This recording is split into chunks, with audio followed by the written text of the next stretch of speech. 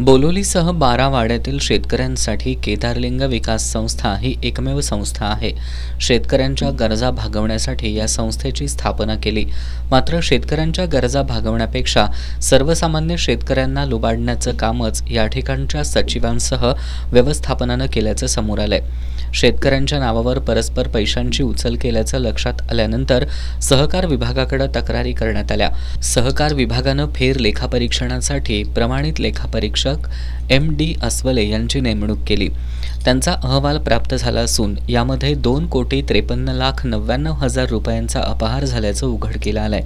ज्यांच्या नावावर कर्ज टाकली त्या शेतकऱ्यांच्या समोरासमोर रुजवाती घेऊन लेखापरीक्षकांनी ही अपहाराची रक्कम निश्चित केली आहे. शेतकरी सागर बाटे यांना थकीत कर्ज असल्यामुळं 2 वर्ष पीक कर्ज दिलेलं नाही. 90,000 पीक कर्ज मागणी यापूर्वी होती.